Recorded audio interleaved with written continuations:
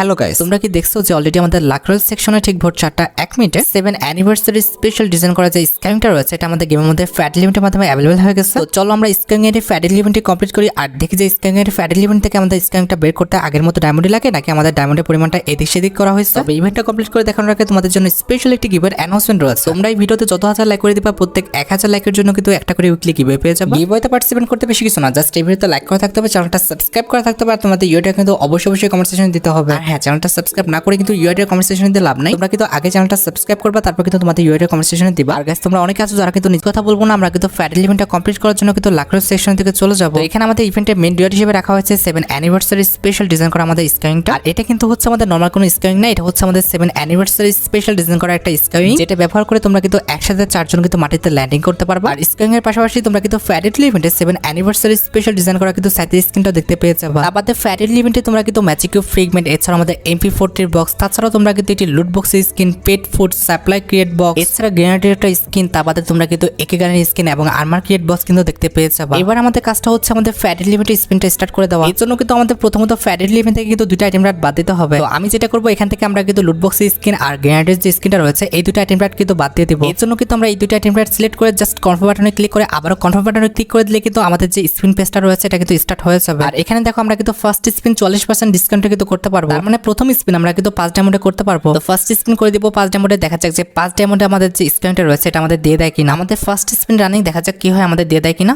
Please গেই না 5 ডায়মন্ডে।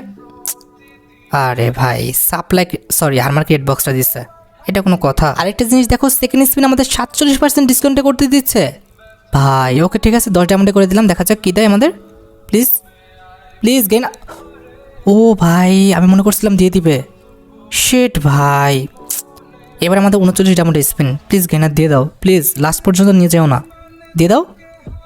ও তাও দিচ্ছে 39 ডায়মন্ডে আমাদের যে সাইথ স্কিনটা আছে এটা দিচ্ছে, তবে ভাই স্ক্যানটা দিলে বেশি ভালো হতো। আচ্ছা বাদ দাও, আমাদের 4 নাম্বার যে স্পিনটা কিন্তু 69 ডায়মন্ডে, দেখা যাক 69 ডায়মন্ডে আমাদের স্ক্যানটা যেটা রয়েছে এটা পেয়ে যায় কিনা। আর যাই করো গেনা, একদম লাস্ট পর্যন্ত নিয়ে যাও না প্লিজ ভাই, এই স্পিনে দিয়ে দাও প্লিজ গেনা।